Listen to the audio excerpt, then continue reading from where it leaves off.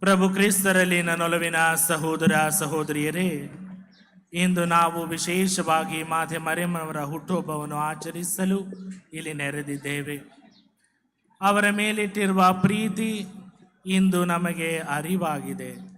ಎಷ್ಟೋ ಜನರು ದೂರ ಸ್ಥಳಗಳಿಂದ, ಊರುಗಳಿಂದ ಈ ಪುಣ್ಯಕ್ಷೇತ್ರಕ್ಕೆ ಮಾತೆ ಮರಿಯಮ್ಮನವರ ಹುಟ್ಟುಹಬ್ಬವನ್ನು ಆಚರಿಸಲು ಇಲ್ಲಿ ನೀವೆಲ್ಲರೂ ಬಂದಿದ್ದೀರಿ. ಅದು ಮಾತೆ ಮರಿಯಮ್ಮನವರ ಮೇಲೆ ನೀವಿಟ್ಟಿರುವ ಪ್ರೀತಿಯ ಸಂಕೇತವಾಗಿದೆ. ಆದರೆ ಇದು ಸಂಕೇತವಾಗಿ ಹಾಗೇ ಉಳಿಯಬಾರದು. ಬದಲಾಗಿ ನೀವು ಪ್ರೀತಿಸುವ ಮಾತೆ ಮರಿಯಮ್ಮನವರು ಆ ಪ್ರೀತಿಯನ್ನು ನಿಮ್ಮ ಜೀವನದಲ್ಲಿ, ನಡೆನುಡಿಗಳಲ್ಲಿ ಅದನ್ನು ವ್ಯಕ್ತಪಡಿಸಬೇಕು. ಯಾವ ರೀತಿಯಲ್ಲಿ ಮಾತೆಯು ದೇವರ ಚಿತ್ತವನ್ನು ನೆರವೇರಿಸಿ ದೇವರ ಪ್ರೀತಿಗೆ ಪಾತ್ರರಾದರೋ, ಅದೇ ರೀತಿಯಲ್ಲಿ ನಾವು ಕೂಡ ನಮ್ಮ ಜೀವನದಲ್ಲಿ ದೇವರ ಚಿತ್ತವನ್ನು ನೆರವೇರಿಸಬೇಕು. ನೆರವೇರಿಸುತ್ತಾ ದೇವರ ಆ ಪ್ರೀತಿಯನ್ನು ನಮ್ಮ ನಡವಳಿಕೆಯಲ್ಲಿ ಅದನ್ನು ವ್ಯಕ್ತಪಡಿಸಬೇಕು. ಆಗ ಮಾತ್ರ ನಾವು ಮಾತೆ ಮರಿಯಮ್ಮನವರಿಗೆ ಹುಟ್ಟುಹಬ್ಬದ ಸಂಕೇತವಾಗಿ ಈ ರೀತಿ ಕೊಡುಗೆಗಳನ್ನು ನೀಡಲು ಸಾಧ್ಯ. ಹೇಳುವುದು ಒಂದಾದರೆ ಮಾಡುವುದು ಇನ್ನೊಂದಾದರೆ ಅದು ನಿಜವಾದ ಪ್ರೀತಿಯ ಸಂಕೇತವಲ್ಲ. ಹಾಗಾಗಿ ನಮ್ಮ ಪ್ರೀತಿಯನ್ನು ವ್ಯಕ್ತಪಡಿಸಬೇಕಾದರೆ ನಮ್ಮ ಕಾರ್ಯಗಳಲ್ಲಿ, ಕ್ರಿಯೆಗಳಲ್ಲಿ ಅದನ್ನು ವ್ಯಕ್ತಪಡಿಸೋಣ. ಆ ಪ್ರೀತಿಯನ್ನು ಪರರಿಗೆ ಹಂಚುವುದರ ಮೂಲಕ, ಪರರನ್ನು ಕೂಡ ಪ್ರೀತಿಸುತ್ತಾ ದೇವರ ಸ್ವರ್ಗ ಸಾಮ್ರಾಜ್ಯದೆಡೆಗೆ ಕರೆತರಲು ಬೇಕಾದಂಥ ವರಪ್ರಸಾದಗಳಿಗಾಗಿಯೂ ಈ ಬಲಿಪೂಜೆಯಲ್ಲಿ ಭಕ್ತಿಯಿಂದಲೂ ವಿಶ್ವಾಸದಿಂದಲೂ ಪ್ರಾರ್ಥಿಸೋಣ. ಈ ದಿವ್ಯ ಬಲಿಪೂಜೆಯನ್ನು ಯೋಗ್ಯ ರೀತಿಯಲ್ಲಿ ಅರ್ಪಿಸಲು ನಮ್ಮ ಎಲ್ಲ ಪಾಪಗಳನ್ನು ಒಪ್ಪಿಕೊಂಡು ದೇವರಲ್ಲಿ ಕ್ಷಮೆ ಯಾಚಿಸೋಣ. ಸರ್ವಶಕ್ತ ದೇವರಿಗೂ ಸಹೋದರ ಸಹೋದರಿಯರಿಗೂ ಯೋಚನೆಯಿಂದಲೂ, ನುಡಿಯಿಂದಲೂ, ನಡತೆಯಿಂದಲೂ, ಕರ್ತವ್ಯ ಲೋಪದಿಂದಲೂ ನಾನು ಅನೇಕ ಪಾಪಗಳನ್ನು ಮಾಡಿದೆ ಎಂದು ಉಲ್ಲೇಖಿಸುತ್ತೇನೆ. ನನ್ನ ಪಾಪವೇ, ನನ್ನ ಪಾಪವೇ, ನನ್ನ ಮಹಾಪಾಪವೇ. ಆದುದರಿಂದ ಸದಾ ಕನಿಕೆಯಾದ ಸಂತ ಮರಿಯಮ್ಮನವರನ್ನು, ಸಕಲ ದೇವದೂತರನ್ನು, ಸಂತರನ್ನು, ಸಹೋದರ ಸಹೋದರಿಯರನ್ನು ನನಗಾಗಿ ನಮ್ಮ ದೇವರೇ ಪ್ರಾರ್ಥಿಸಬೇಕೆಂದು ಬೇಡಿಕೊಳ್ಳುತ್ತೇನೆ. ಸರ್ವಶಕ್ತ ದೇವರು ನಮಗೆ ದಯೆ ತೋರಿಸಿ ನಮ್ಮ ಎಲ್ಲ ಪಾಪಗಳನ್ನು ಕ್ಷಮಿಸಿ ನಮ್ಮೆಲ್ಲರನ್ನು ನಿತ್ಯ ಜೀವಕ್ಕೆ ಕರೆದೊಯ್ಯಲಿ. ಆಮೆನ್.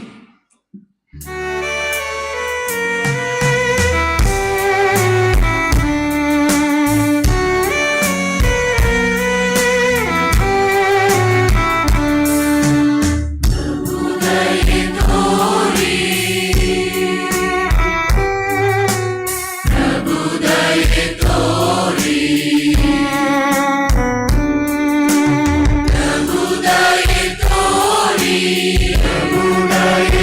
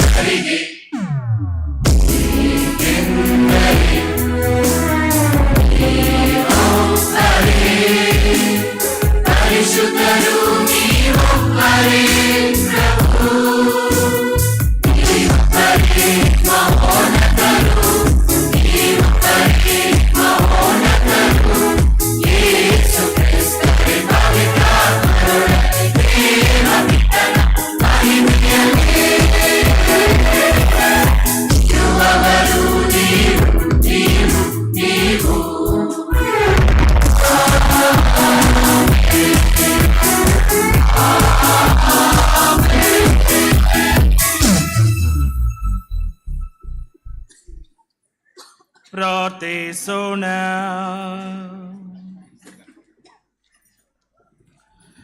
ಪ್ರಭು, ನಿಮ್ಮ ಪುತ್ರರ ಜಯಂತಿಯು ನಮ್ಮ ರಕ್ಷಣೆಯ ಉಗಮವಾದಂತೆ ಅವರ ತಾಯಿಯ ಜನವು ನಮಗೆ ಆಂತರಿಕ ಶಾಂತಿಯನ್ನು ತರಲಿ.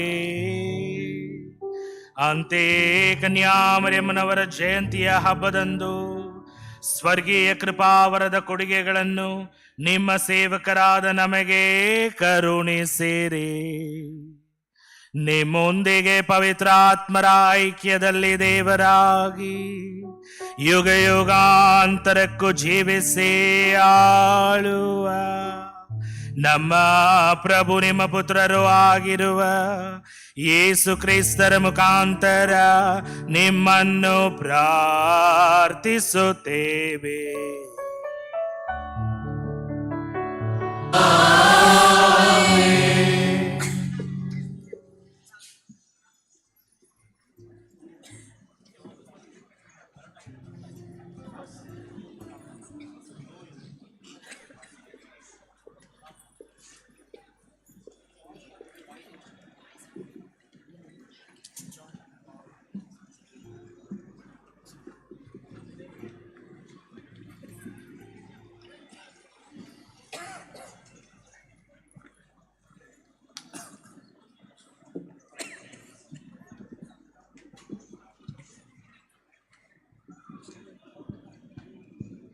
ಪ್ರವಾದಿ ಮೀಕನ ಗ್ರಂಥದಿಂದ ವಾಚನ.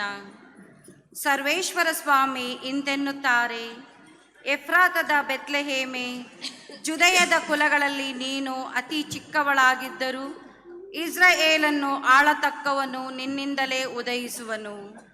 ಆತನ ಗೋತ್ರದ ಮೂಲ ಪುರಾತನವಾದದ್ದು, ಅನಾದಿ ಕಾಲದಿಂದ ಬಂದದ್ದು.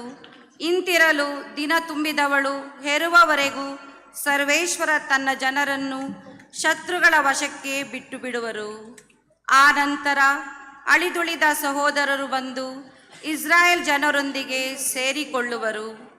ಆತನು ಸರ್ವೇಶ್ವರನಿಂದ ಬರುವ ಶಕ್ತಿಯಿಂದಲೂ ಆ ಸ್ವಾಮಿ ದೇವರ ನಾಮದ ಪ್ರಭಾವದಿಂದಲೂ ತನ್ನ ಜನರನ್ನು ಪರಿಪಾಲಿಸುವನು. ಆ ಜನರು ಸುರಕ್ಷಿತವಾಗಿ ಬಾಳುವರು. ಆತನು ಜಗದ ಕಟ್ಟಕಡೆಯವರೆಗೂ ಪ್ರಬಲನಾಗಿರುವನು. ಆತನೇ ನಮಗೆ ಶಾಂತಿದಾತನು.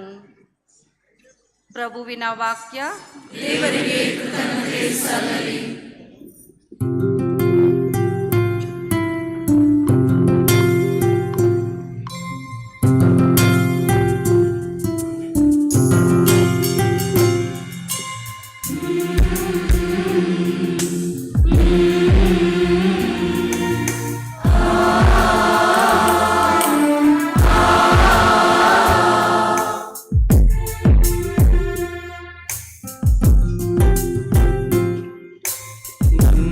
ಆತ್ಮವು ಕರ್ತರನ್ನು ಸ್ತುತಿಸುತ್ತಿದೆ, ನನ್ನ ಜೀವವು ಸಂತೋಷದಿಂದ ತುಳುಕುತ್ತಿದೆ. ಆತ್ಮವು ಕರ್ತನನ್ನು ಸ್ತುತಿಸುತ್ತಿದೆ, ನನ್ನ ಜೀವವು ಸಂತೋಷದಿಂದ ತುಳುಕುತ್ತಿದೆ.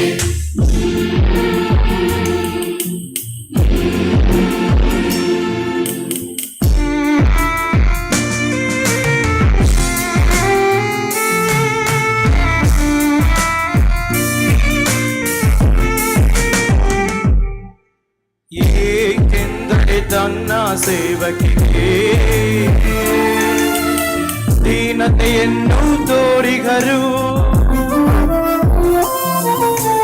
ಧನ್ಯಳು ಎಂದು ನನ್ನ ಹೊಗಳುವರು. ಇಂದಿನಿಂದ ಯುಗ ಯುಗಕ್ಕೂ ಇಂದಿನಿಂದ ಯುಗ ಯುಗಕ್ಕೂ ಆತ್ಮವು ಕರ್ತನನ್ನು ಸ್ತುತಿಸುತ್ತಿದೆ, ನನ್ನ ಜೀವವು ಸಂತೋಷದಿಂದ ತುಳುಕುತ್ತಿದೆ.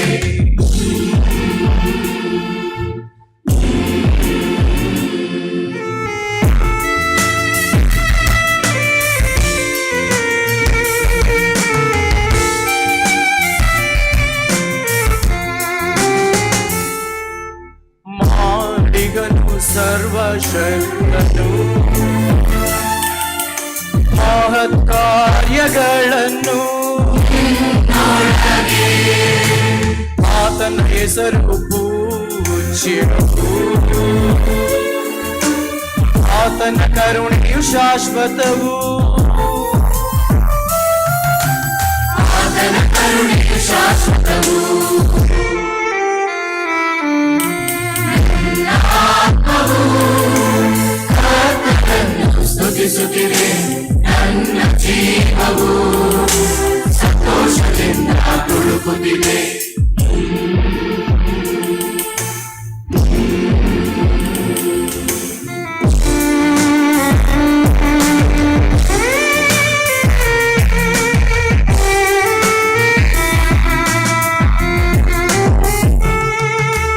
ಬಾಹುಬಲಗಳಲ್ಲಿ ಶಕ್ತಿಯ ತೋರಿಗನು, ಅಹಂಕಾರಿ ಹೃದಯಗಳ ಚದುರಿಸಿ ಅಟ್ಟಿಗನು, ಧನಾಧಿಪತಿಗಳನ್ನು ಕೆಳಗಡೆ ತಳ್ಳಿಗನು, ದೀನದಲಿತರನು ಮೇಲಕ್ಕೆ ಎತ್ತಿಹನು. ಮೇಲಕ್ಕೆ ಎತ್ತಿಹನು, ಮೇಲಕ್ಕೆ ಎತ್ತಿಹನು. ನನ್ನ ಆತ್ಮವು ಕರ್ತನನ್ನು ಸ್ತುತಿಸುತ್ತಿದೆ, ನನ್ನ ಜೀವವು ಸಂತೋಷದಿಂದ ತುಳುಕುತ್ತಿದೆ.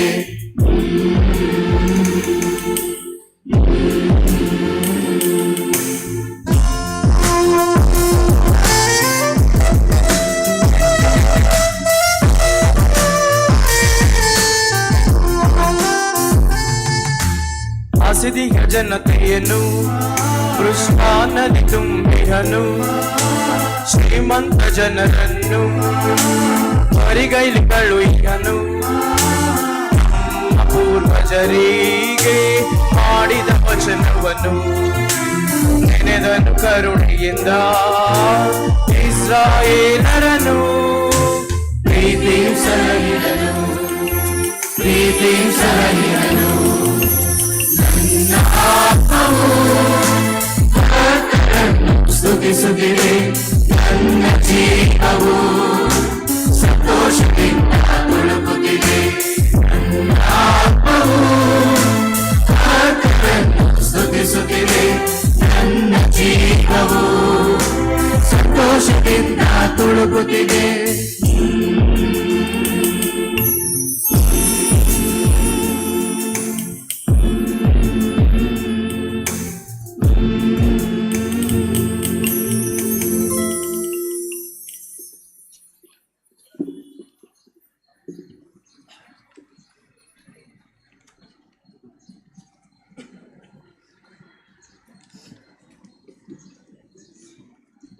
ಸಂತ ಪೌಲನು ರೋಮನರಿಗೆ ಬರೆದ ಪತ್ರದಿಂದ ಇಂದಿನ 2ನೇ ವಾಚನ. ಸಹೋದರರೇ, ದೇವರನ್ನು ಪ್ರೀತಿಸುವವರಿಗೂ ದೇವರ ಸಂಕಲ್ಪದ ಮೇರೆಗೆ ಕರೆ ಹೊಂದಿದವರಿಗೂ ಸಕಲವು ಹಿತಕರವಾಗಿ ಪರಿಣಮಿಸುವುದು. ಇದನ್ನು ನಾವು ಚೆನ್ನಾಗಿ ಅರಿತಿದ್ದೇವೆ. ದೇವರು ಯಾರನ್ನು ತಮ್ಮವರೆಂದು ಮೊದಲೇ ಆರಿಸಿಕೊಂಡರೋ ಅವರನ್ನು ತಮ್ಮ ಪುತ್ರನ ಅನುರೂಪಿಗಳಾಗುವಂತೆ ಆಗಲೇ ನೇಮಿಸಿದರು. ಹೀಗೆ ಅನೇಕ ಸಹೋದರರಲ್ಲಿ ತಮ್ಮ ಪುತ್ರನೇ ಜ್ಯೇಷ್ಠನಾಗಿರಬೇಕೆಂಬುದು ದೇವರ ನಿರ್ಧಾರವಾಗಿದೆ. ಹೀಗೆ ಯಾರನ್ನು ಮೊದಲೇ ನೇಮಿಸಿದ್ದರೋ ಅವರನ್ನು ಕರೆದಿದ್ದಾರೆ, ಯಾರನ್ನು ಕರೆದಿದ್ದಾರೋ ಅವರನ್ನು ತಮ್ಮೊಡನೆ ಸತ್ಸಂಬಂಧದಲ್ಲಿ ಇರಿಸಿಕೊಂಡಿದ್ದಾರೆ.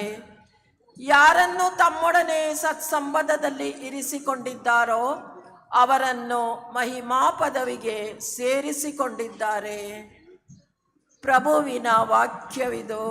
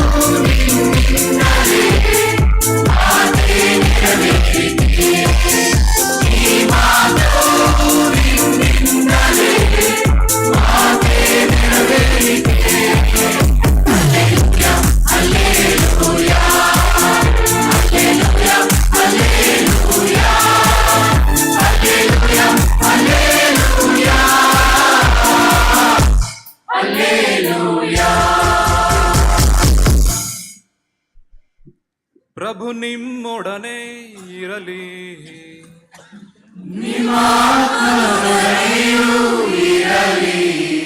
ಮತ್ತಾಯರು ಬರೆದ ಪವಿತ್ರ ಶುಭ ಸಂದೇಶದಿಂದ ವಾಚನ.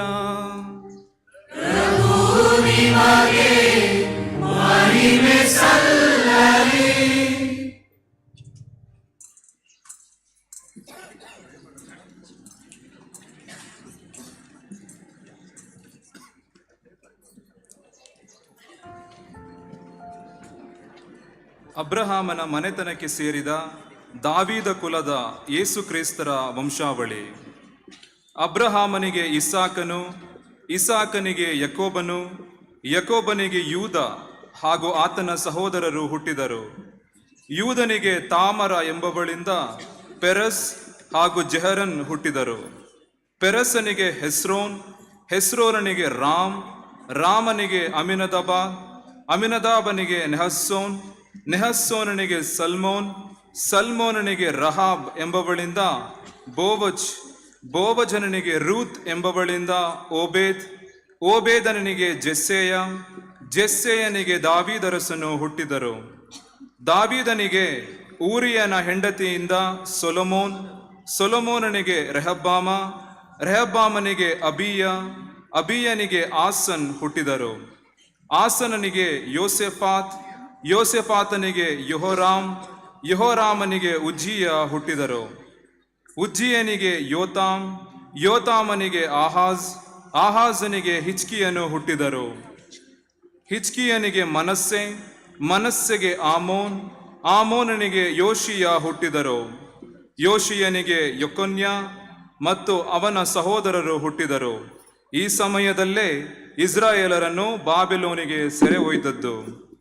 ಬಾಬಿಲೋನಿಗೆ ಸೆರೆ ಹೋದ ದಾಸ್ಯ ದಿನಗಳು ಮುಗಿದ ಮೇಲೆ ಯೆಕೊನ್ಯನಿಗೆ ಸಲಥಿಯೇಲ್, ಸಲಥಿಯೇಲನಿಗೆ ಜೆರುಬಾಬೆಲ್, ಜೆರುಬಾಬೆಲನಿಗೆ ಅಬಿಹೂದ್, ಅಬಿಹೂದನಿಗೆ ಎಲಕ್ಕೀಮ್, ಎಲಕ್ಕೀಮನಿಗೆ ಅಜೋರ್ ಹುಟ್ಟಿದರಿಗೂ ನಿಶ್ಚಿತಾರ್ಥವಾಗಿತ್ತು. ಅವರಿಬ್ಬರೂ ಕೂಡಿ ಬಾಳುವುದಕ್ಕೆ ಮುಂಚೆಯೇ ಮರಿಯಳು ಗರ್ಭವತಿಯಾಗಿರುವುದು ತಿಳಿದು ಬಂತು. ಆಕೆ ಗರ್ಭಧರಿಸಿದ್ದು ಪವಿತ್ರಾತ್ಮ ಪ್ರಭಾವದಿಂದ. ಆಕೆಯ ಪತಿ ಜೋಸೇಫನು ನೀತಿವಂತನು.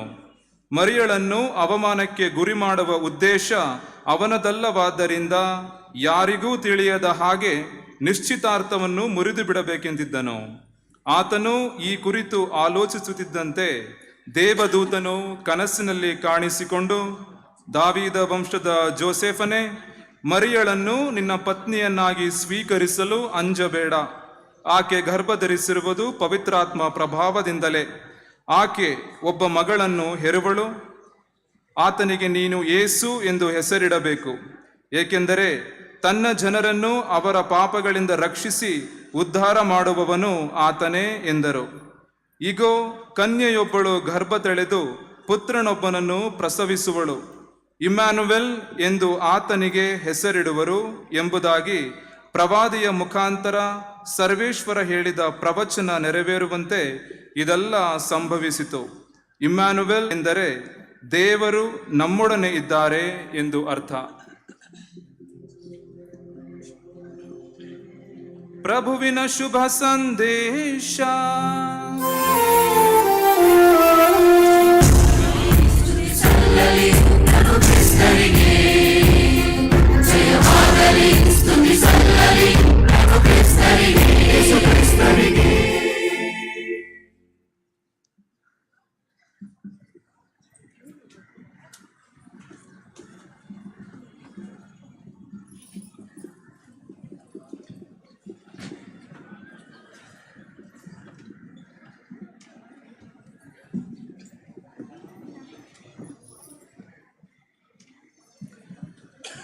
ಪ್ರಭು ಕ್ರಿಸ್ತರಲ್ಲಿ ನನ್ನೊಲವಿನ ಸಹೋದರ ಸಹೋದರಿಯರೇ,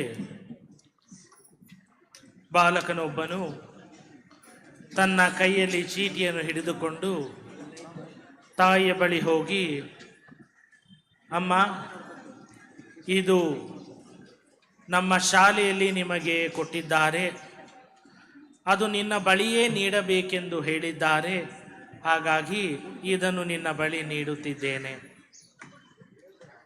ತಾಯಿಯು ಆ ಚೀಟಿಯನ್ನು ತೆಗೆದು ನೋಡುವಾಗ ಆ ಚೀಟಿಯಲ್ಲಿ ಈ ರೀತಿ ಬರೆದಿತ್ತು. ಅದನ್ನು ನೋಡುವಾಗ ಅವಳ ಕಣ್ಗಳಲ್ಲಿ ನೀರು. ಈ ಕಣ್ಗಳ ನೀರನ್ನು ಕಂಡ ಆ ಬಾಲಕ, ಏನಾಯ್ತಮ್ಮ, ಏನು ಬರೆದಿದ್ದಾರೆ ಎಂದು ಕೇಳುತ್ತಾನೆ. ಆಗ ತಾಯಿ, ಮಗನೇ, ನೀನು ಬುದ್ಧಿಶಾಲಿ, ನಿನಗೆ ಇರುವ ಬುದ್ಧಿಗೆ ಆ ಶಾಲೆ ಬಹಳ ಸಣ್ಣದ್ದು, ಹಾಗಾಗಿ ನಿನ್ನನ್ನು ಶಾಲೆಯಿಂದ ಮನೆಗೆ ಕಳಿಸಿದ್ದಾರೆ, ನಾನೇ ನಿನಗೆ ಪಾಠ ಹೇಳಿಕೊಡುತ್ತೇನೆ ಎಂದು ಹೇಳಿ ಅವಳು ಮಗನಿಗೆ ಪಾಠ ಕಲಿಸಲು ಪ್ರಾರಂಭವಾಗ್ತಾಳೆ.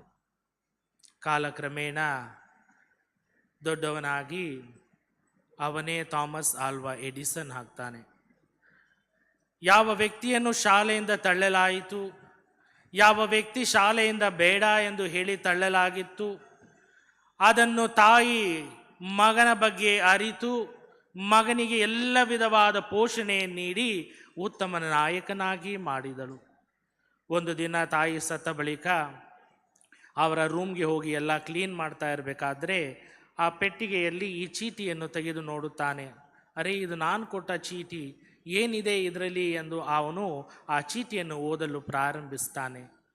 ಆ ಚೀಟಿಯಲ್ಲಿ ಈ ರೀತಿ ಬರೆಯಲಾಗಿತ್ತು: ನಿನ್ನ ಮಗ ಬುದ್ಧಿಹೀನ, ಇವನಿಗೆ ಓದಿಸಲು ಯಾರಿಂದಲೂ ಸಾಧ್ಯವಿಲ್ಲ, ಇವನನ್ನು ನಾವು ಶಾಲೆಯಿಂದ ತೆಗೆದು ಹೊರಹಾಕುತ್ತಿದ್ದೇವೆ ಎಂದು ಬರೆಯಲಾಗಿತ್ತು.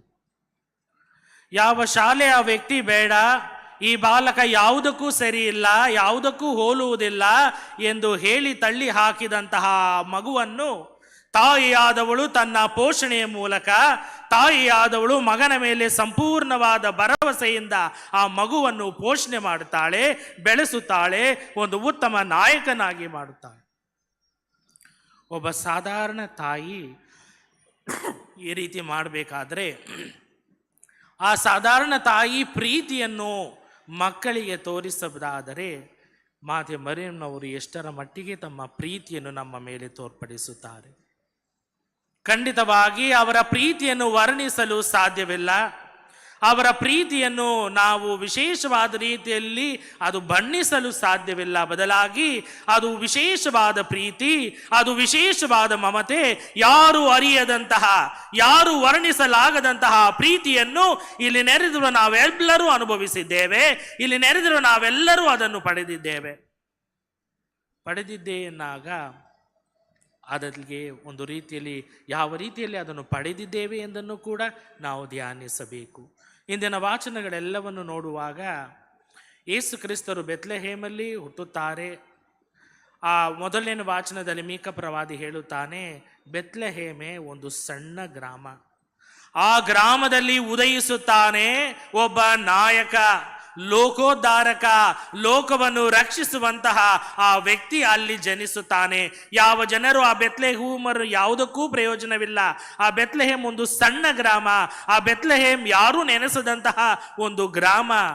ಆ ಗ್ರಾಮದಲ್ಲಿ ಉದಯಿಸುತ್ತಾನೆ ಆ ಉದ್ಧಾರಕ, ರಕ್ಷಕ, ಲೋಕೋದ್ಧಾರಕ ಎಂಬುದನ್ನು ಮೊದಲನೇ ವಾಚನ ನುಡಿಯುತ್ತದೆ.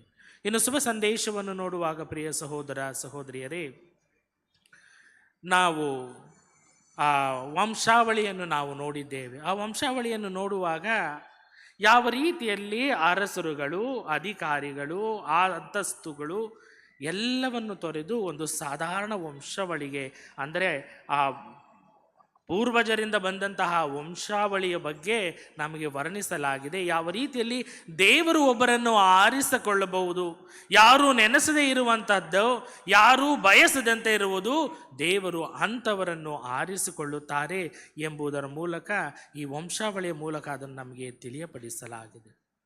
ಪ್ರಿಯ ಸಹೋದರ ಸಹೋದರಿಯರೇ, ಇದು ವಿಶೇಷವಾಗಿ ಮಾತೆ ಮರಿಯಮ್ಮನವರ ಹುಟ್ಟುಹಬ್ಬವನ್ನು ಆಚರಿಸುತ್ತಿರುವ ಸಂದರ್ಭದಲ್ಲಿ ಕೆಲವು ಅಂಶಗಳನ್ನು ನಾವು ಧ್ಯಾನಿಸಬೇಕು. ಮೊದಲನೆಯದಾಗಿ ಮೇರಿ. ಈ ಹೆಸರಿನ ನಿಜವಾದ ಅರ್ಥವೇನು?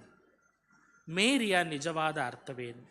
ಮೇರಿ ಎಂದರೆ ನಾನು ಬಯಸಿದ್ದು ನನಗೆ ಸಿಕ್ಕಿದೆ, ನಾನು ಆಸೆ ಪಟ್ಟದ್ದು ನನಗೆ ದೊರಕಿದೆ ಎಂಬುದೇ ನಿಜವಾದ ಅರ್ಥ. ನಾವೆಲ್ಲರೂ ಇಂದು ಮಾತೆ ಮರಿಯಮ್ಮನವರನ್ನು ಧ್ಯಾನಿಸುವಾಗ, ಈ ಕ್ಷೇತ್ರಕ್ಕೆ ಬಂದು ವಿಶೇಷವಾಗಿ ಅವರನ್ನು ಸ್ಮರಿಸುವಾಗ, ಇಂದು ನಾವು ಮನೆಗೆ ಹಿಂದಿರುಗುವಾಗ ಇದೇ ಸಾಂತ್ವನದಿಂದ, ಇದೇ ಮನಸ್ಸಿನಿಂದ ನಾವು ಹಿಂದಿರುಗಬೇಕು. ನಾನು ಬಯಸಿದ್ದನ್ನು ಪಡೆದಿದ್ದೇನೆ, ನಾನು ಆಸೆ ಪಟ್ಟಿದ್ದನ್ನು ದೇವರು ದಯಪಾಲಿಸಿದ್ದಾರೆ ಎಂಬ ಆ ತೃಪ್ತಿಯಿಂದ ನಾವೆಲ್ಲರೂ ಹಿಂದಿರುಗಬೇಕು. ಅದೇ ಮೇರಿಯ ಅರ್ಥ, ನಾನು ಕೇಳಿದ್ದನ್ನು ಪಡೆದಿದ್ದೇನೆ. ಎರಡನೆಯದಾಗಿ, ಜೀವ ಎನ್ನುವಾಗ ಒಂದು ಕೊಡುಗೆ. ಪ್ರತಿಯೊಬ್ಬರು ನಾವು ನಮ್ಮ ಹುಟ್ಟುಹಬ್ಬವನ್ನು ಆಚರಿಸುವಾಗ, ಪ್ರತಿ ವರ್ಷ ಹುಟ್ಟುಹಬ್ಬವನ್ನು ಆಚರಿಸುವಾಗ ನಾವೇನು ಹೇಳ್ತೇವೆ? ದೇವರಿಗೆ ನಾವು ಕೃತಜ್ಞತೆಯನ್ನು ಸಲ್ಲಿಸುತ್ತೇವೆ. ಈ ಹೊಸ ಜೀವನವನ್ನು ಅಥವಾ ಈ ಜೀವನವನ್ನು ನನಗೆ ದಯಪಾಲಿಸಿದ್ದಾರೆ, ಈ ಹೊಸ ವರ್ಷವನ್ನು ನನಗೆ ದಯಪಾಲಿಸಿದ್ದಾರೆ ಎಂದು ನಾವು ದೇವರಿಗೆ ಕೃತಜ್ಞತೆಯನ್ನು ಸಲ್ಲಿಸುತ್ತೇವೆ ಆ ಜೀವದ ಕೊಡುಗೆಗಾಗಿ. ಮಾತೆ ಮರಿಯಮ್ಮನವರು ಕೂಡ ಒಂದು ಕೊಡುಗೆ. ನಮ್ಮೆಲ್ಲರಿಗೂ ಒಂದು ಕೊಡುಗೆ, ನಮ್ಮ ಜೀವನಕ್ಕೆ ಅತ್ಯುತ್ತಮವಾದ ಕೊಡುಗೆ. ಅದಕ್ಕೆ ನಾವು ಸದಾ ಕೃತಜ್ಞರಾಗಿ ಬಾಳಬೇಕು. ಯಾವ ರೀತಿಯಲ್ಲಿ ನಮ್ಮ ಜೀವನಕ್ಕೆ ನಾವು ದೇವರಿಗೆ ಕೃತಜ್ಞತೆ ಸಲ್ಲಿಸ್ತೇವೆಯೋ, ನಮ್ಮ ಜೀವನಕ್ಕೆ ಮಾತೆ ಮರಿಯಮ್ಮನವರನ್ನು ಅನುಗ್ರಹಿಸಿದ್ದಕ್ಕಾಗಿ ನಾವು ಕೃತಜ್ಞತೆಯನ್ನು ಸಲ್ಲಿಸಬೇಕು. ಯಾಕಂದರೆ ನಮ್ಮ ಜೀವನಕ್ಕೆ ಅತ್ಯುತ್ತಮವಾದ ಕೊಡುಗೆ ಅವರು. ನಮ್ಮ ಜೀವನದಲ್ಲಿ ಅತ್ಯುತ್ತಮವಾದ ಬೆಳೆ ಬಾಳಲಾಗದಂತಹ ಅತ್ಯುತ್ತಮವಾದ ಕೊಡುಗೆ ಅದು. ಅದಾಗಿ ಇಂದು ನಾವು ದೇವರಿಗೆ ಕೃತಜ್ಞತೆಯನ್ನು ಸಲ್ಲಿಸಬೇಕು.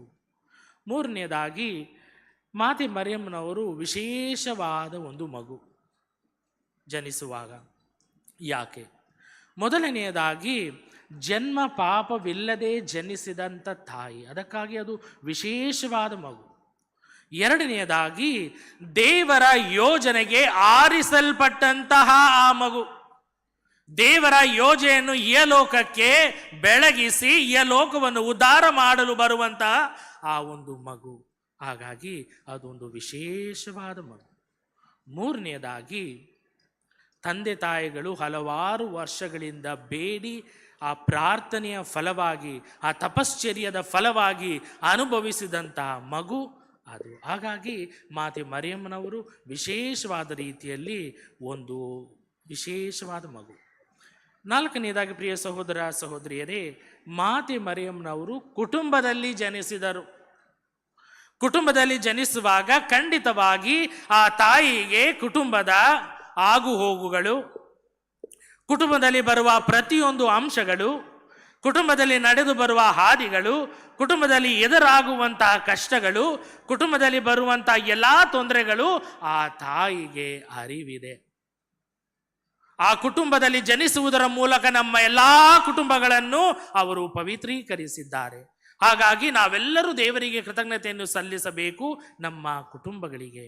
ಆ ಕುಟುಂಬದಲ್ಲಿ ನಾವು ಬೆಳೆಯುತ್ತೇವೆ, ನಾವು ಒಬ್ಬರನ್ನೊಬ್ಬರು ಅರಿಯುತ್ತೇವೆ, ಪ್ರೀತಿಸುತ್ತೇವೆ, ಐಕ್ಯವಾಗಿರಲು ಬಯಸುತ್ತೇವೆ ಎನ್ನುವಾಗ ಅದು ದೇವರು ನೀಡಿರುವಂತಹ ವರದಾನ. ಆ ಕುಟುಂಬದಲ್ಲೇ ಮಾತೆ ಮರಿಯಮ್ಮನವರು ಜನಿಸಿದ್ದು. ಆ ಕುಟುಂಬದ ಮೌಲ್ಯ ಇಂದು ವಿಶೇಷವಾಗಿ ನಾವು ಸ್ಮರಿಸಬೇಕು. ಮಾತೆ ಮರಿಯಮ್ಮನವರು ಕುಟುಂಬದಲ್ಲಿ ಜನಿಸುವಾಗ ಮಾತೆ ಮರಿಯಮ್ಮರು ನಮ್ಮ ಕುಟುಂಬದ ಒಬ್ಬ ವ್ಯಕ್ತಿ, ನಮ್ಮ ಕುಟುಂಬದ ಒಂದು ಸದಸ್ಯರು ಎಂದು ಅರಿತು ಅವರನ್ನು ನಮ್ಮ ಕುಟುಂಬಕ್ಕೆ ಆಹ್ವಾನಿಸಬೇಕು, ನಮ್ಮ ಕುಟುಂಬಕ್ಕೆ ಬರಮಾಡಿಕೊಳ್ಬೇಕು. ಇದನ್ನು ಎಂದಿಗೂ ನಾವು ಮರೆಯಬಾರದು. ಕೊನೆಯದಾಗಿ ಪ್ರಿಯ ಸಹೋದರ ಸಹೋದರಿಯರೇ, ಈ ಮಾತೆ ಮರಿಯಮ್ಮರ ಹಬ್ಬದಂದು ವಿಶೇಷವಾಗಿ ಮಾತೆ ಮರಿಯಮ್ಮರ ಹುಟ್ಟುಹಬ್ಬಕ್ಕೆ ಹಲವಾರು ವಿಧದಲ್ಲಿ ಹೂಗಳನ್ನು ಅರ್ಪಿಸುತ್ತಾರೆ. ಯಾಕೆ ಹೂವುಗಳನ್ನು ಅರ್ಪಿಸ್ತಾರೆ? ಹೂವು ಎನ್ನುವಾಗ ಅದಕ್ಕೊಂದು ಅರ್ಥವಿದೆ. ಹೂವು ತನ್ನಗೆ ತಾನು ಏನೂ ಬಯಸುವುದಿಲ್ಲ. ಅದು ಆಕರ್ಷಣೆಯನ್ನು ಪರರಿಗೆ ನೀಡುತ್ತದೆ, ಸುವಾಸನೆಯನ್ನು ಪರರಿಗೆ ನೀಡುತ್ತದೆ. ಅದು ಬಾಡಿ ಹೋಗಿ ಮತ್ತೊಬ್ಬರ ಕೆಲಸಕ್ಕೆ ಅದು ಬರುತ್ತದೆ ಅನ್ನುವಾಗ ಮಾತೆ ಮರಿಯಮ್ಮನವರ ಅತ್ಯುತ್ತಮವಾದ ಕೊಡುಗೆ ಅದಾಗಿರಬೇಕು. ಮಾತೆ ಮರಿಯಮ್ಮನವರಿಗೆ ಹೂಗಳ ಅರ್ಪಣೆಯನ್ನು ಮಾಡುವಾಗ ಆ ಹೂಗಳ ಥರ ನಾವು ಜೀವಿಸಬೇಕು, ಅವರಿಗಾಗಿ ಜೀವಿಸಬೇಕು.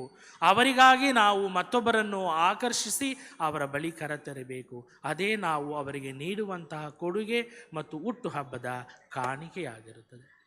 ಪ್ರಿಯ ಸಹೋದರ ಸಹೋದರಿಯರೇ, ನಾನು ಮೊದಲು ತಿಳಿಸಿದ ಹಾಗೆ ಹುಟ್ಟುಹಬ್ಬ ಎನ್ನುವಾಗ ಕೇವಲ ಬಾಹಿಕವಾಗಿ ನಾವು ಕೇಕನ್ನು ಕತ್ತರಿಸ್ತೇವೆ ಅಥವಾ ಹುಟ್ಟುಹಬ್ಬದ ಶುಭಾಶಯಗಳನ್ನು ಕೋರ್ತೇವೆ.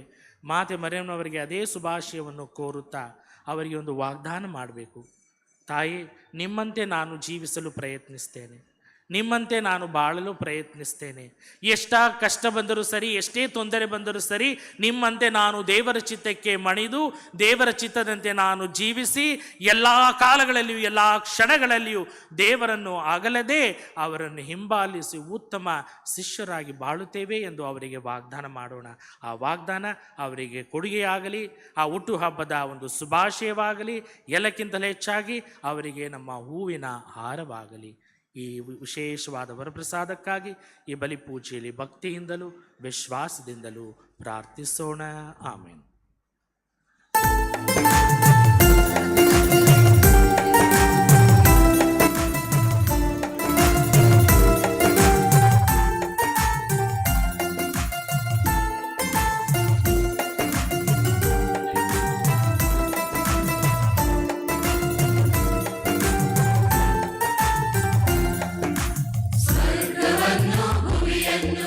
ಸೃಷ್ಟಿಸಿದ ಸರ್ವಶಕ್ತ ದೇವ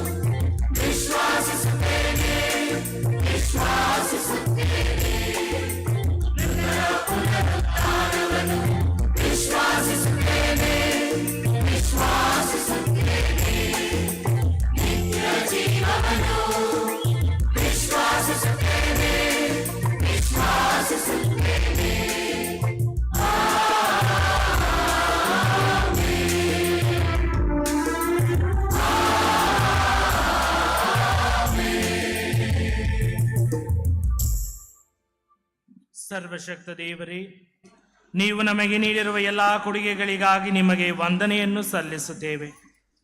ಹಾಗೆ ಜೀವನದಲ್ಲಿ ಅನೇಕ ಕಷ್ಟ, ಹಿಂಸೆ, ಬಾಧೆಗಳನ್ನು ಅನುಭವಿಸುತ್ತಿರುವವರನ್ನು ಕೂಡ ಸ್ಮರಿಸುತ್ತೇವೆ.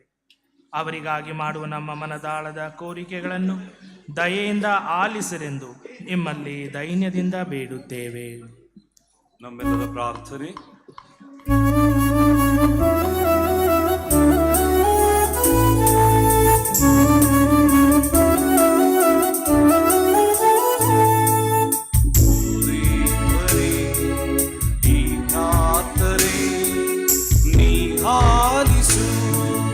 ನೆರವೇರಿಸು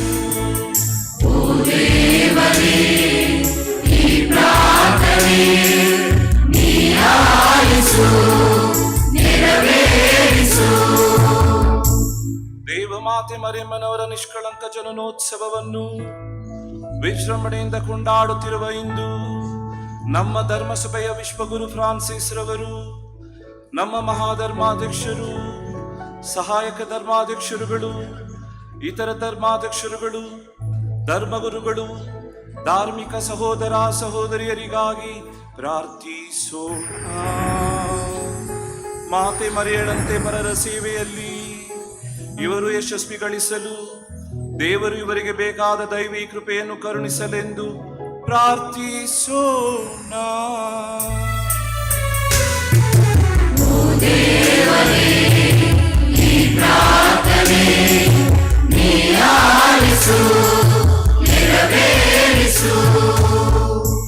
ನಮ್ಮ ಭಾರತದ ದೇಶಾಧಿಕಾರಿಗಳು, ಆಡಳಿತಾಧಿಕಾರಿಗಳು, ರಾಜಕಾರಣಿಗಳಿಗಾಗಿ ಪ್ರಾರ್ಥಿಸೋಣ. ಜನರ ಸೇವೆ ಜನಾರ್ದನ ಸೇವೆ ಎಂಬುದನ್ನು ತಮ್ಮ ನಡೆನುಡಿಗಳಲ್ಲಿ ಮಾತ್ರವಲ್ಲದೆ ತಮ್ಮ ಎಲ್ಲ ಸೇವಾ ಕಾರ್ಯದಲ್ಲೂ ತೋರ್ಪಡಿಸುವಂತೆ ಪ್ರಾರ್ಥಿಸೋಣ.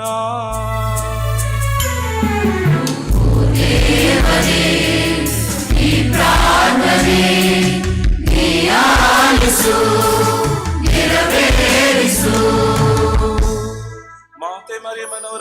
ಉತ್ಸವದ ಈ ಕೃತಜ್ಞತಾ ಬಲಿ ಪೂಜೆಯನ್ನು ಅರ್ಪಿಸುತ್ತಿರುವ ನಮ್ಮ ಪ್ರೀತಿಯ ಅತಿ ವಂದನೀಯ ಪರಮ ಪೂಜ್ಯ ಪೀಟರ್ ಮಚಾದೂರ್ ಅವರಿಗಾಗಿ ಸಹಾಯಕ ಧರ್ಮಾಧ್ಯಕ್ಷರುಗಳಾದ ಸತೀಶ್ ಆರೋಗ್ಯ ಸ್ವಾಮಿ ಹಾಗೂ ಸುಸೈನಾಥನವರಿಗಾಗಿ ಪ್ರಾರ್ಥಿಸೋಣ.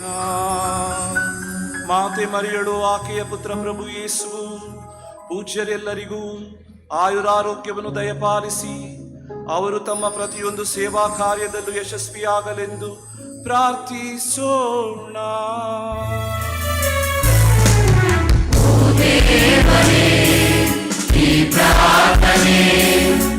ಭಾವದಿಂದಾಗಿ ನಾವು ನಮ್ಮಲ್ಲೇ ಕೇಂದ್ರೀಕೃತವಾಗಿದ್ದೇವೆ. ಕಷ್ಟದಲ್ಲಿರುವವರ ನೆರವಿಗೆ ಸ್ಪಂದಿಸುತ್ತಾ ನಮ್ಮ ಸಹಾಯಹಸ್ತವನ್ನು ಚಾಚುವ ಮನಸ್ಸನ್ನು ನಮಗೆ ನೀಡಿರಿ. ನಮ್ಮ ಪ್ರಭು ನಿಮ್ಮ ಪುತ್ರರು ಆಗಿರುವ ಯೇಸು ಕ್ರಿಸ್ತರ ಮುಖಾಂತರ ನಿಮ್ಮನ್ನು ಪ್ರಾರ್ಥಿಸುತ್ತೇವೆ.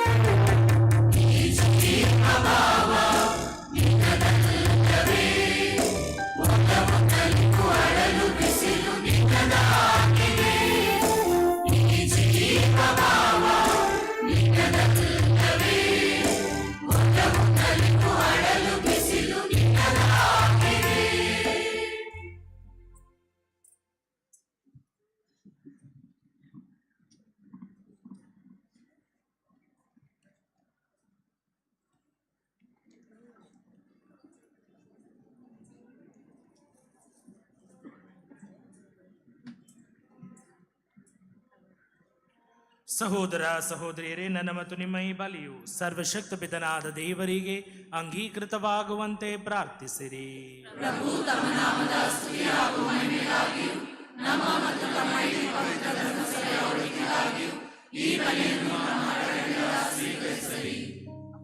ಪ್ರಭು ನಿಮ್ಮ ಏಕೈಕ ಪುತ್ರರ ಮಾನತ್ವ ನಮಗೆ ನೆರವಾಗಲಿ.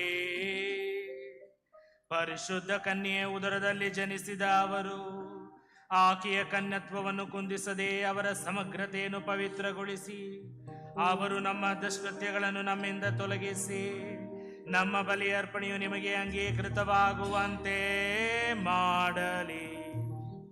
ನಮ್ಮ ಪ್ರಭು ಕ್ರಿಸ್ತರ ಮುಖಾಂತರ ನಿಮ್ಮನ್ನು ಪ್ರಾರ್ಥಿಸುತ್ತೇವೆ.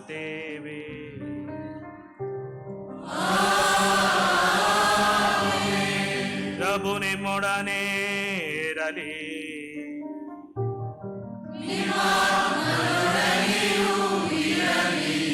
ನಿಮ್ಮ ಹೃದಯಗಳನ್ನು ಮೇಲಕ್ಕೆತ್ತಿರಿ.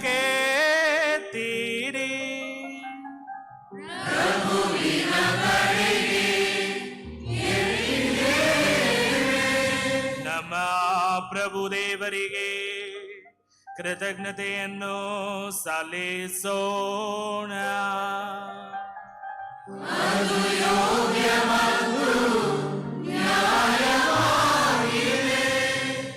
ಪ್ರಭು ಪವಿತ್ರ ಪಿತನೇ, ಸರ್ವಶಕ್ತ ನೀತಿಯ ದೇವರೇ, ನಾವು ಎಂದೆಂದು ಎಲ್ಲೆಲ್ಲಿಯೂ ನಿಮಗೆ ಕೃತಜ್ಞತೆಯನ್ನು ಸಲ್ಲಿಸುವುದು, ಅಂತೆಯೇ ಸದಾ ಕನ್ನಿಕೆಯಾದ ಪರಿಶುದ್ಧ ಮರಿಯಮ್ಮನವರನ್ನು ಜಯಂತಿ ಎಂದು ನಿಮ್ಮನ್ನು ಸ್ತುತಿಸಿ ಹರಸಿ ನಿಮ್ಮ ನಾಮವನ್ನು ಮಹಿಮೆಪಡಿಸುವುದು ನಿಜವಾಗಿ ಯೋಗ್ಯವೂ ನ್ಯಾಯವೂ ಆಗಿದೆ, ನಮ್ಮ ಕರ್ತವ್ಯವೂ ರಕ್ಷಣೆಯೂ ಆಗಿದೆ. ಏಕೆಂದರೆ ಮರಿಯಮ್ಮನವರು ಪವಿತ್ರಾತ್ಮರ ಶಕ್ತಿಯಿಂದ ನಿಮ್ಮ ಏಕೈಕ ಪುತ್ರರನ್ನು ಗರ್ಭಧರಿಸಿದರು ಮತ್ತು ತಮ್ಮ ಕನ್ಯತ್ವದ ಮಹಿಮೆಯನ್ನು ಕಳೆದುಕೊಳ್ಳದೆ ಅನಂತ ಬೆಳಕಾಗಿರುವ ನಮ್ಮ ಪ್ರಭು ಯೇಸು ಕ್ರಿಸ್ತರನ್ನು ಲೋಕಕ್ಕೆ ನೀಡಿದರು. ಅವರ ಮುಖಾಂತರ ದೂತರು ನಿಮ್ಮ ಮಹಿಮೆಯನ್ನು ಸ್ತುತಿಸುತ್ತಾರೆ, ಪ್ರಭುತ್ವ ದೂತರು ಆರಾಧಿಸುತ್ತಾರೆ, ಶಕ್ತ ದೂತರು ನಿಮ್ಮ ಸನ್ನಿಧಿಯಲ್ಲಿ ನಡುಗುತ್ತಾರೆ. ಸ್ವರ್ಗವು ಸ್ವರ್ಗೀಯ ಸದ್ಗುಣಗಣಗಳು, ಪುನೀತ ಸೆರಾಫಿಮ್ ಗಣಗಳು ಸಂತಸದಿಂದ ಒಂದುಗೂಡಿ ನಿಮ್ಮನ್ನು ಪೂಜಿಸುತ್ತವೆ. ನಮ್ಮ ಸ್ವರಗಳನ್ನು ಅವರ ಸ್ವರಗಳೊಂದಿಗೆ ಸೇರಿಸಿರಿ ಎಂದು ಪ್ರಾರ್ಥಿಸುತ್ತಾ ದೀನ ಸ್ತುತಿಯಿಂದ ಘೋಷಿಸುತ್ತೇವೆ.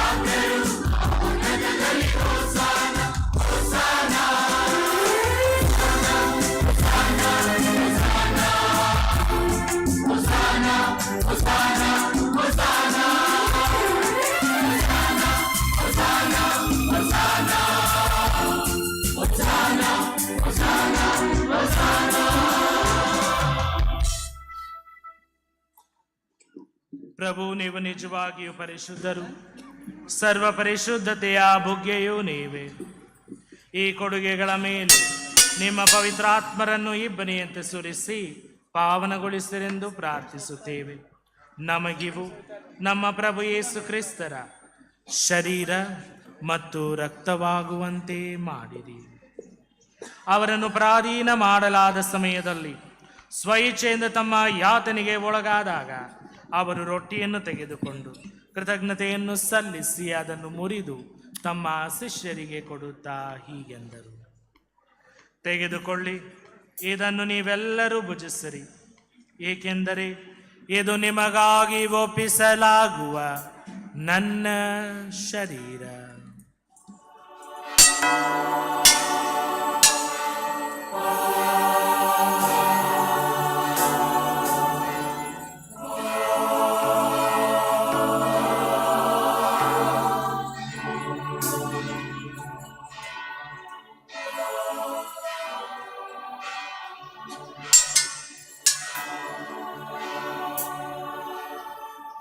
ಅಂತೆಯೇ ಭೋಜನದ ಅಂತ್ಯದಲ್ಲಿ ಅವರು ಪಾನಪಾತ್ರೆಯನ್ನು ತೆಗೆದುಕೊಂಡು ಮತ್ತೊಮ್ಮೆ ನಿಮಗೆ ಕೃತಜ್ಞತೆಯನ್ನು ಸಲ್ಲಿಸಿ ತಮ್ಮ ಶಿಷ್ಯರಿಗೆ ಕೊಡುತ್ತಾ ಹೀಗೆಂದರು, ತೆಗೆದುಕೊಳ್ಳಿ, ಮತ್ತಿದರಿಂದ ನೀವೆಲ್ಲರೂ ಪಾನ ಮಾಡಿರಿ, ಏಕೆಂದರೆ ಇದು ಹೊಸ ಮತ್ತು ಅನಂತ ಒಡಂಬಡಿಕೆಯ ನನ್ನ ರಕ್ತದ ಪಾತ್ರೆ.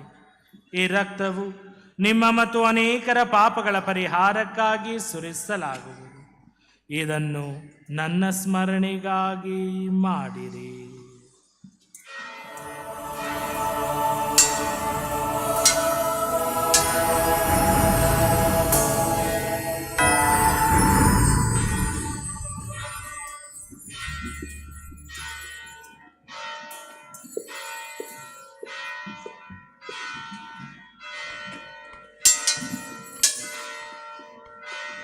ವಿಶ್ವಾಸದ ರಹಸ್ಯ.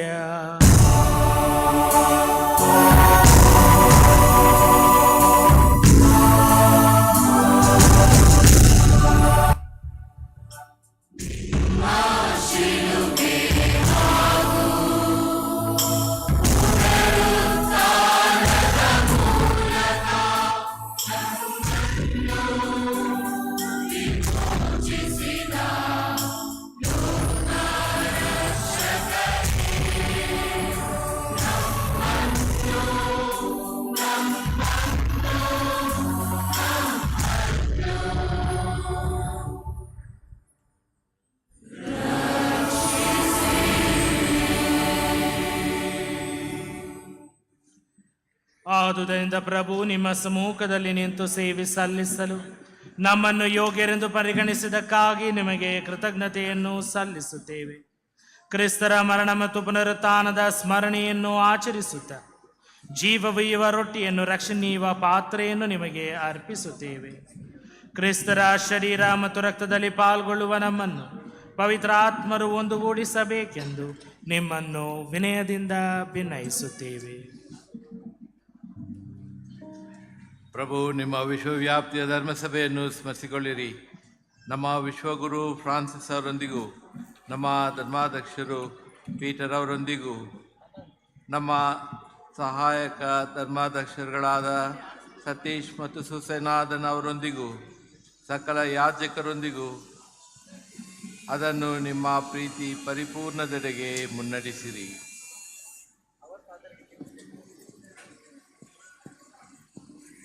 ಪ್ರಭು, ಪುನರುತ್ಥಾನರಾದ ನಿರೀಕ್ಷೆಯಲ್ಲಿ ವಿಶ್ರಮಿಸುತ್ತಿರುವ ನಮ್ಮ ಸಹೋದರ ಸಹೋದರಿಯರನ್ನು, ನಿಮ್ಮ ದಯೆಯಲ್ಲಿ ಮೃತರಾದ ಎಲ್ಲರನ್ನೂ ಸ್ಮರಿಸಿಕೊಳ್ಳಿರಿ. ಅವರು ನಿಮ್ಮ ಸಮ್ಮುಖದ ಪ್ರಭೆಗೆ ಬರೆ ಮಾಡಿರಿ. ಪ್ರಭು, ನಮ್ಮ ಮೇಲೂ ದಯ ತೋರಬೇಕೆಂದು ಬೇಡಿಕೊಳ್ಳುತ್ತೇವೆ. ದೇವರ ಪೂಜ್ಯ ತಾಯಿ ಕನ್ಯೆ ಮರಿಯಮ್ಮನವರೊಂದಿಗೂ, ಆಕೆ ಪತಿ ಸಂತ ಜೋಸೆಫರೊಂದಿಗೂ, ಪುನೀತ ಪ್ರೇಷಿತರೊಂದಿಗೂ, ಎಲ್ಲ ಕಾಲಗಳಲ್ಲಿ ನಿಮ್ಮ ಮೆಚ್ಚುಗೆಗೆ ಪಾತ್ರರಾದ ಸಕಲ ಸಂತರೊಂದಿಗೂ ನಾವು ನಿತ್ಯ ಜೀವನದಲ್ಲಿ ಸಹಭಾಗಿಗಳಾಗಿ ನಿಮ್ಮನ್ನು ಸ್ತುತಿಸಿ ಮಹಿಮೆಪಡಿಸುವಂತೆ ನಿಮ್ಮ ಪುತ್ರ ಯೇಸು ಕ್ರಿಸ್ತರ ಮುಖಾಂತರ ಪ್ರಾರ್ಥಿಸುತ್ತೀವಿ.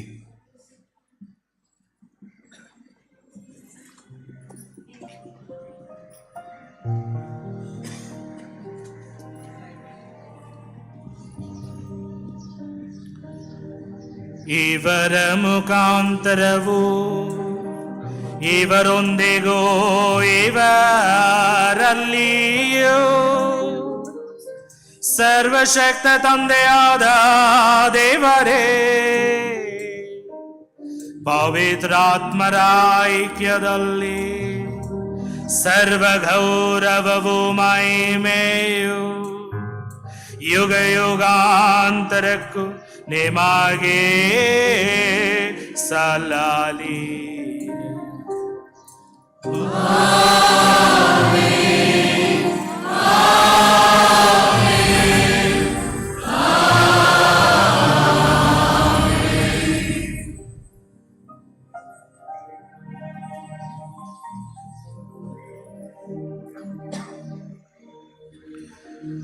ಮಾತೆ ಮರಿಯಮ್ಮನವರನ್ನು ಸ್ಮರಿಸುವಾಗ ದೇವರಿಗೆ ವಿಧೇಯರಾಗಿ ಬಾಳಲು, ದೇವರ ಚಿತ್ತವನ್ನು ಸದಾ ಕಾಲ ನೆರವೇರಿಸಲು ಬೇಕಾದಂಥ ವರಪ್ರಸಾದಗಳಿಗಾಗಿ ಭಕ್ತಿಯಿಂದಲೂ ವಿಶ್ವಾಸದಿಂದಲೂ ಪ್ರಾರ್ಥಿಸುವುದು.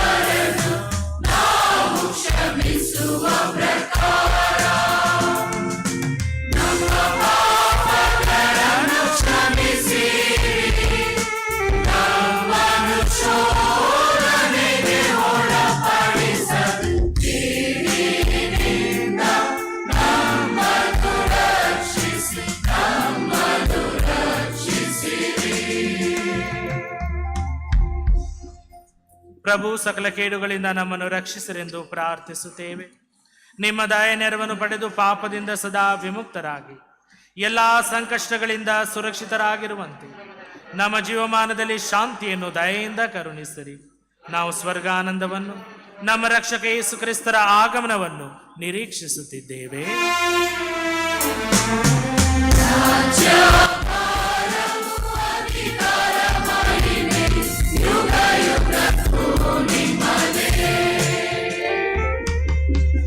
ಪ್ರಭು ಯೇಸು ಕ್ರಿಸ್ತರೇ, ನಿಮ್ಮ ಪ್ರೇಷಿತರಿಗೆ ನಿಮಗೆ ಶಾಂತಿಯನ್ನು ಬಿಟ್ಟು ಹೋಗುತ್ತೇನೆ, ನನ್ನ ಶಾಂತಿಯನ್ನೇ ನಿಮಗೆ ಕೊಡುತ್ತೇನೆ ಎಂದು ಹೇಳಿದ್ದೀರಿ. ನಮ್ಮ ಪಾಪಗಳನ್ನು ಲಕ್ಷಿಸಲಿ, ನಿಮ್ಮ ಧರ್ಮಸಭೆಯ ಭಕ್ತಿ ವಿಶ್ವಾಸವನ್ನು ವೀಕ್ಷಿಸಿರಿ. ಅದಕ್ಕೆ ನಿಮ್ಮ ಚಿತ್ತದ ಪ್ರಕಾರ ಶಾಂತಿಯನ್ನು, ಐಕ್ಯಮತ್ಯವನ್ನು ದಯಪಾಲಿಸಿರಿ. ಯುಗ ಯುಗಾಂತರಕ್ಕೂ ಜೀವಿಸಿ ಆಳುವ ಪ್ರಭುವೇ, ನಿಮ್ಮನ್ನು ಪ್ರಾರ್ಥಿಸುತ್ತೇವೆ. ಪ್ರಭುವಿನ ಶಾಂತಿ ಸದಾ ನೇಮಲ್ಲಿರಲಿ.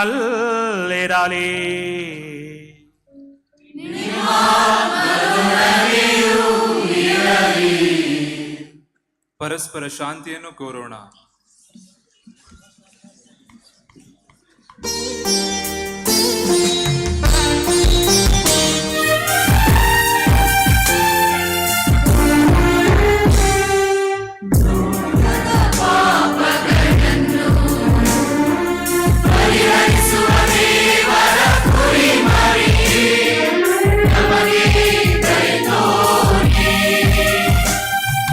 ಲೋಕದ ಪಾಪಗಳ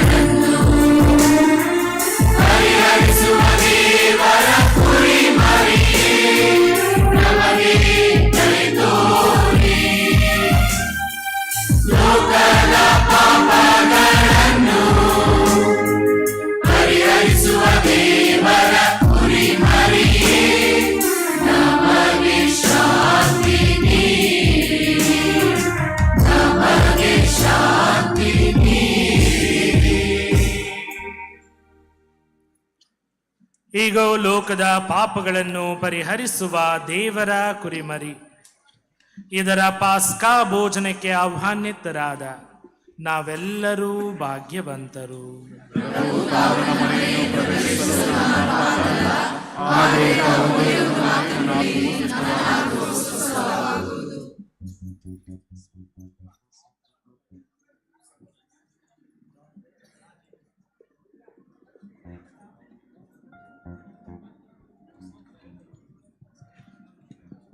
ಪರಮ ಪ್ರಸಾದವನ್ನು ಸ್ವೀಕರಿಸುವಂತಹ ಪರಮ ವೇಳೆ ಸೂಕ್ತ ಸಿದ್ಧತೆಯನ್ನು ಮಾಡಿಕೊಂಡಂತಹ ಕತ್ತೋಲಿಕ ಕ್ರೈಸ್ತರು ಮಾತ್ರ ಮುಂದೆ ಬಂದು ಪ್ರಭು ಯೇಸುವಿನ ಶರೀರವನ್ನು ಸ್ವೀಕರಿಸಬೇಕಾಗಿ ಕೇಳಿಕೊಳ್ಳಲಾಗಿದೆ.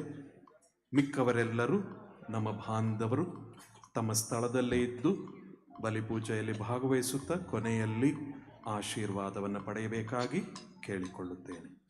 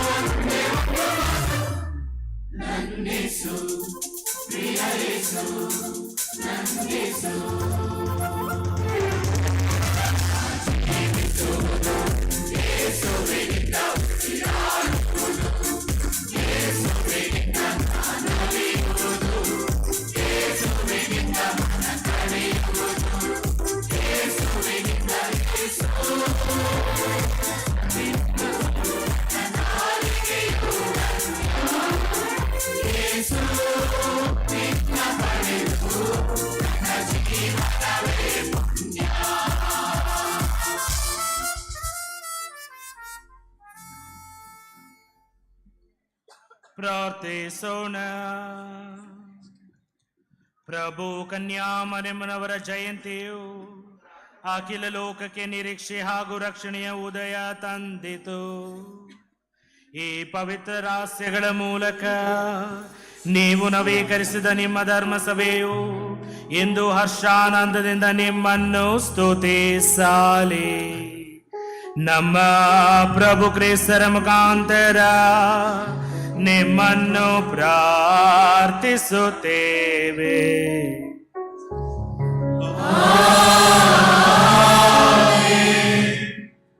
ಪ್ರಿಯ ಸಹೋದರ ಸಹೋದರಿಯರೇ, ನಮ್ಮ ಕರ್ನಾಟಕ ರಾಜ್ಯದ ರಾಜಧಾನಿಯಾಗಿರುವ ಬೆಂಗಳೂರು ನಗರದಲ್ಲಿ ಪ್ರಪ್ರಥಮ ಬಸಿಲಿಕಾ ಎಂದು ಹೆಸರುವಾಸಿಯಾಗಿರುವ ಈ ಆರೋಗ್ಯ ಮಾತೆ ಪುಣ್ಯಕ್ಷೇತ್ರ 1974ರಲ್ಲಿ ಪೋಪ್ ಜಗದ್ಗುರುಗಳಾದ 6ನೇ ಪೌಲರಿಂದ ಬಸಿಲಿಕಾ ಸ್ಥಾನಮಾನವನ್ನು ಪಡೆದಿದೆ. ಅಂದಿನಿಂದ ಇಂದಿನವರೆಗೂ ಈ ಪುಣ್ಯಕ್ಷೇತ್ರಕ್ಕೆ ಸಹಸ್ರಾರು ಭಕ್ತಾದಿಗಳು ನೆರೆದು ಇಲ್ಲಿ ಪ್ರಾರ್ಥಿಸಿ ಮಾತೆಯ ಆಶೀರ್ವಾದಗಳನ್ನು ಪಡೆಯುತ್ತಾರೆ. ಇಂದು ಮಾತೆಯ ಜನನೋತ್ಸವದ ಈ ಹಬ್ಬದ ಬಲಿಪೂಜೆಯನ್ನು ಅರ್ಪಿಸಿದ ನಮ್ಮ ಬೆಂಗಳೂರು ಮಹಾಧರ್ಮಕ್ಷೇತ್ರದ ಸಹಾಯಕ ಧರ್ಮಾಧ್ಯಕ್ಷರುಗಳಾಗಿರುವ ಆರೋಗ್ಯರಾಜ್ ಸತೀಶ್ ಕುಮಾರ್ ಮತ್ತು ಜೋಸೆಫ್ ಸುಸೈನಾಥನ್ ಇವರಿಗೆ, ಪುಣ್ಯಕ್ಷೇತ್ರದ ಅಧಿಕಾರಿಗಳಾಗಿರುವ ಧರ್ಮ ಕೇಂದ್ರದ ಗುರುಗಳಾಗಿರುವ father Martin Kumar, father Suresh ಇವರ ಪರವಾಗಿ ಹಬ್ಬದ ಶುಭಾಶಯಗಳನ್ನು ನಿಮ್ಮೆಲ್ಲರ ಪರವಾಗಿ ಕೋರುತ್ತೇವೆ ಮತ್ತು ನಮ್ಮ ಪ್ರಾರ್ಥನೆಗಳನ್ನು ಸಮರ್ಪಿಸುತ್ತೇವೆ. ಹಾಗೂ ಇಂದು ತಮ್ಮ ಪಾಲಕರ ಅಥವಾ ಪಾಲನೆಯ ಹಬ್ಬವನ್ನು ಆಚರಿಸುತ್ತಿರುವ ಸಹಾಯಕ ಧರ್ಮಾಧ್ಯಕ್ಷ ಆರೋಗ್ಯ ಸತೀಶ್ ರವರನ್ನು ಈಗ ಹಾರೈಸಲು ಸಹಾಯಕ ಧರ್ಮಾಧ್ಯಕ್ಷರಾಗಿರುವ ಸುಸೈನಾಥನ್ ರವರನ್ನು ಆಹ್ವಾನಿಸುತ್ತೇನೆ. ಪ್ರಿಯ ಸಹೋದರ ಸಹೋದರಿಯರೇ, ತಂಡೋಪತಂಡವಾಗಿ ಮಾತೆ ಮರಿಯಮ್ಮನ ಪುಣ್ಯಕ್ಷೇತ್ರವನ್ನು ಬಂದು ಸೇದಿರುವ ನಿಮ್ಮೆಲ್ಲರನ್ನು ನೋಡುವಾಗ ಅತಿ ಸಂತೋಷವಾಗುತ್ತದೆ. ನಮ್ಮ ಮಹಾಧರ್ಮಾಧ್ಯಕ್ಷರಾದ ಪರಮ ಪೂಜ್ಯ ಪೀಠ ಮಚ್ಚಾಡ್ ಅವರೊಂದಿಗೂ ಅವರ ಪರವಾಗಿಯೂ ಇಂದು ಹಬ್ಬವನ್ನು ಆಚರಿಸುತ್ತಿರುವ ಸಹಾಯಕ ಧರ್ಮಾಧ್ಯಕ್ಷರಾದ ಆರೋಗ್ಯರ ಸತೀಶ್ ಕುಮಾರ್ ಅವರ ಪರವಾಗಿಯೂ ನನ್ನ ಪರವಾಗಿಯೂ ನೆರೆಯಿರುವ ಎಲ್ಲ ಗುರುಗಳ ಪರವಾಗಿಯೂ ನಿಮ್ಮೆಲ್ಲರಿಗೂ ಮಾತೆ ಮರಿಯಮ್ಮವರ ಹಬ್ಬದ ಶುಭಾಶಯಗಳನ್ನು ಕೋರುತ್ತೇನೆ. ವಿಶೇಷವಾಗಿ ಇಂದು ಈ ಹಬ್ಬವನ್ನು ಆಚರಿಸುತ್ತಿರುವ ಆರೋಗ್ಯರ ಸತೀಶ್ ಕುಮಾರ್ ಸಹಾಯಕ ಧರ್ಮಾಧ್ಯಕ್ಷರಿಗೆ ನಿಮ್ಮೆಲ್ಲರ ಪರವಾಗಿ ನನ್ನ ಪರವಾಗಿ ಶುಭಾಶಯಗಳು. Happy feast to you.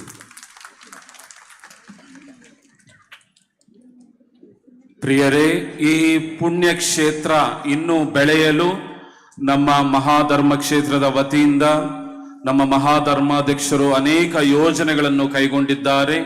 ಈ ಎಲ್ಲ ಯೋಜನೆಗಳಲ್ಲಿ ನಿಮ್ಮ ನೆರವು, ನಿಮ್ಮ ಸಹಕಾರ ಅತ್ಯಗತ್ಯ.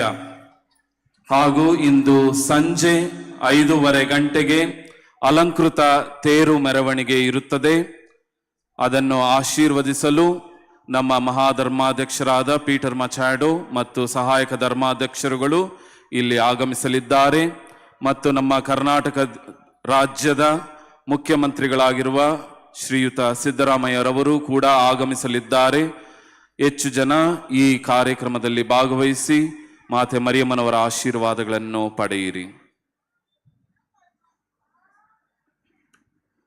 ಪ್ರಿಯ ಸಹೋದರ ಸಹೋದರಿಯರೇ, ಧರ್ಮಾಧ್ಯಕ್ಷರ ಪರವಾಗಿಯೂ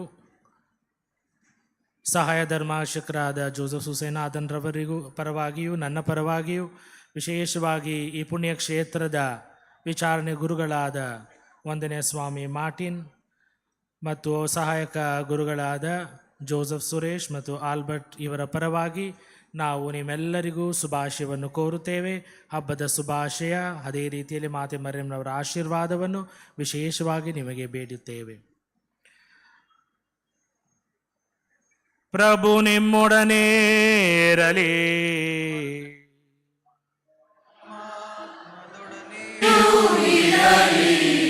ಪರಿಶುದ್ಧ ಕನ್ಯಾ ಮರಿಯಮ್ಮನವರೇ ಜನಿಸಿದ ಯೇಸು ಕ್ರಿಸ್ತರ ಮುಖಾಂತರ ಮಾನವ ಕುಲವನ್ನು ರಕ್ಷಿಸಲು ತಮ್ಮ ಕರುಣೆಯಿಂದ ಇಚ್ಛಿಸಿದ ದೇವರು ತಮ್ಮ ಆಶೀರ್ವಾದದ ನಿಮ್ಮನ್ನು ಸಮೃದ್ಧಿ ಪಡಿಸಲಿ.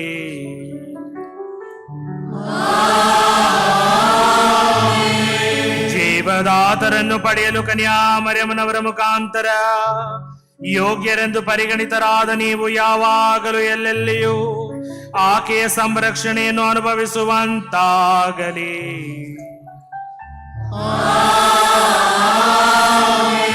ಎಂದು ಭಕ್ತಿಯಿಂದ ಒಂದುಗೂಡಿರುವ ನೀವು ದೇವರಿಂದ ಆಧ್ಯಾತ್ಮಿಕ ಆನಂದದ ಹಾಗೂ ಸ್ವರ್ಗೀಯ ಸಂಭಾವನೆಯ ಕೊಡುಗೆಗಳನ್ನು ಪಡೆಯುವಂತಾಗಲಿ.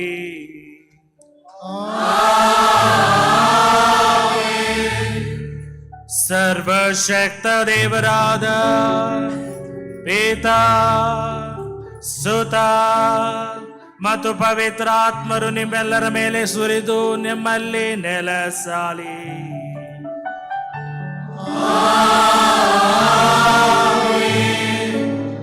ಹೋಗಿ ಬನ್ನಿ, ಬಲಿಯರ್ಪಣೆ ಮುಗಿಯಿತು.